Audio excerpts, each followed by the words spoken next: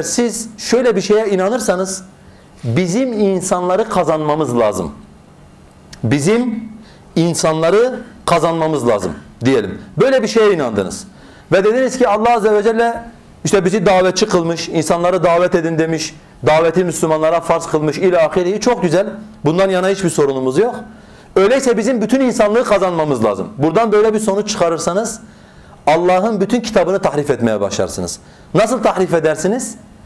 İnsanları kazanmak için insanların razı olduğu din hangisi ise Allah'ın kitabından onu anlarsınız.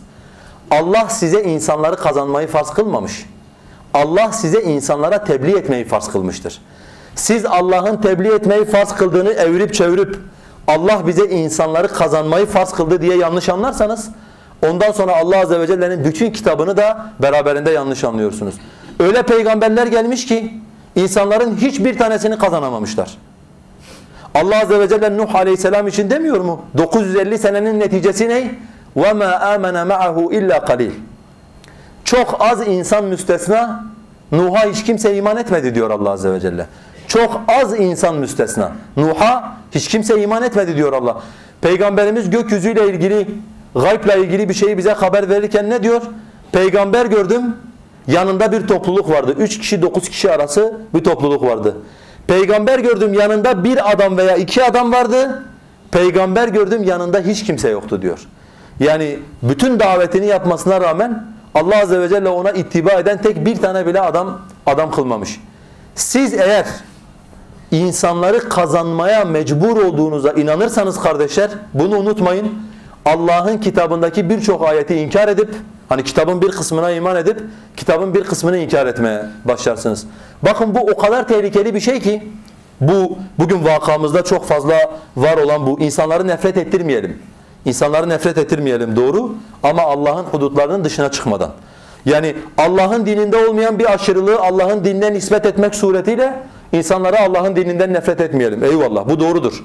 Peygamberimizin yapmadığı bir şeyi insanlara dayataraktan insanlara Allah'ın dininden nefret etmeyelim. Bu doğrudur. Ama Allah'ın kitabında indirdiği, peygamberinin ümmetine beyan etmiş olduğu meselelere gelince senin bunları insanlara anlatman insanları nefret ettirmek değildir. Bilakis bu insanları müjdelemek babındandır. Çünkü Allah'ın bütün indirdikleri insanlar için müjdedir. İnsanlar için kurtuluştur. İnsanlar için rahmettir. İster insanların lehine olsun, ister insanların aleyhine olsun, bunun böyle olması arasında hiçbir fark yoktur. Şimdi kardeşler, Peygamber Aleyhisselatü vesselam bile ara ara şeytanın da yaklaşmasıyla, şeytanın da bazı şeyleri süslü göstermesiyle insanları kazanmak zorunda olduğunu hissediyor. Yani biliyorsunuz Kur'an-ı Kerim'de peygamberin uyarıldığı bazı ayetler var. Yani Allah Azze ve Celle'nin peygamberimizi uyardığı, tabiri caizse eğer onun yanlış yaptığını söylediği, hata ettiğini söylediği bazı ayetler var. 4 veya 5 tane ayet var Kur'an-ı Kerim'de. Bunların biri hariç, bunların bir tanesi hariç, kalan 4 tanesinin nuzul sebebi peygamberimizin müşrikleri kazanmak için Allah'ın dinini yumuşatmaya çalışmasıdır. Tekrar ediyorum kardeşler. Kur'an-ı Kerim'de Allah'ın peygamberi kendisiyle uyardığı, peygamberi kınadığı, hata yaptığını söylediği sallallahu aleyhi ve sellem ayetlerin bir tanesi hariç kalan hepsi peygamber insanları kazanmak zorundayım düşüncesiyle Allah'ın dinini yumuşatmaya çalıştığında Allah Azze ve Celle'nin indirmiş olduğu ayetlerdir. Bunların hepsinin ortak yönü şudur. Peygamber Aleyhisselatü Vesselam'dan müşriklerin bazı talepleri var. Yani diyorlar ki ey Muhammed, mesela biz bu kölelerle beraber oturmayız. Düne kadar bize kölelik yapan adamlarla aynı mecliste oturup Allah'ın dinini dinlemeyiz diyorlar. Ne yap o zaman? Peygamber ne yapayım diyor. Biz geldiğimizde onları kaldır meclisinden. Onlar senin meclisinde oturmasınlar. Peygamber Aleyhisselatü Vesselam da şöyle düşünüyor. Yani gayet zahiren masum bir düşünce. Yani diyor şimdi Bilal, Ammar, Süheyb bunlar benimdir zaten. Yani bunlar iman etmiş ve kalplerinde iman dağlar gibidir. Yani Ebu Cehil'dir, Velid İbni Mughire'dir, Ebu Leheb'tir. Bunları kazanırsak diyor, bakanları, bürokratları kazanmış olacağız. Tüccarları, zenginleri kazanmış olacağız.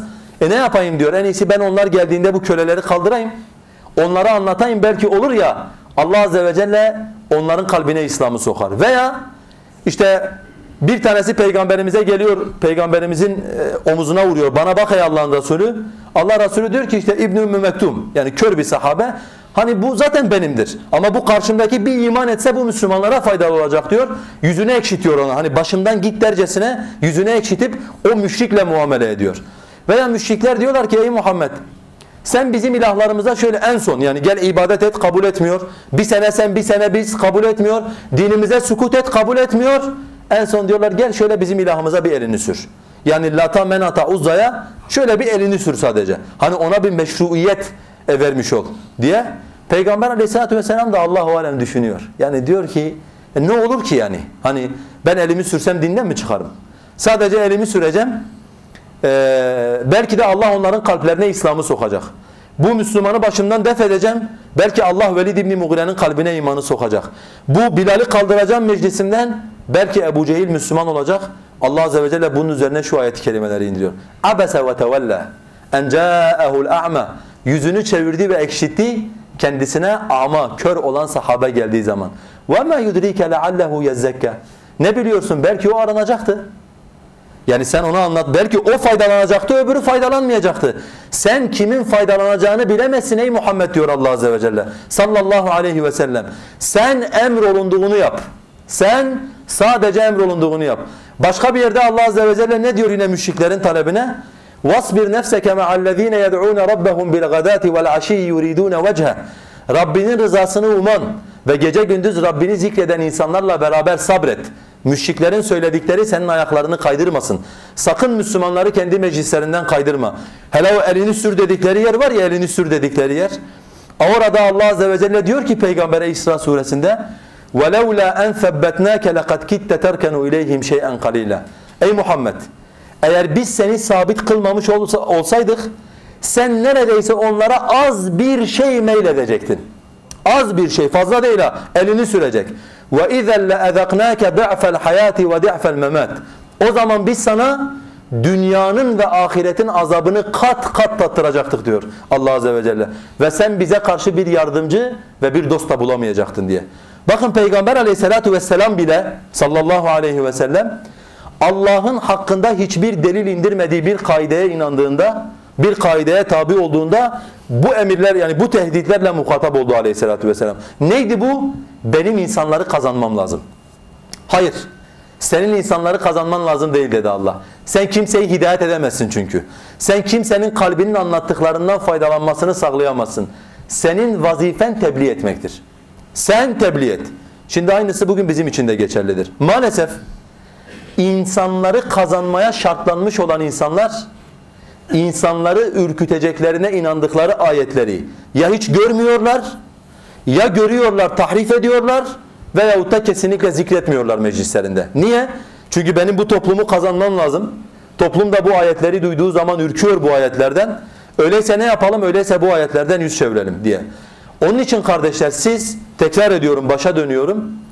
Herhangi Allah'ın hakkında delil indirmediği bir kaideye inanır ve bu kaideyi gözünüze takar, kitabı ve sünneti bununla okumaya başlarsanız, evet okuduğunuz kitap ve sünnettir fakat anladığınız kitap ve sünnet değildir. Yani kalbinize giren manalar, kafanızda oturmuş olan manalar, bunlar kesinlikle kitap ve sünnet değildir.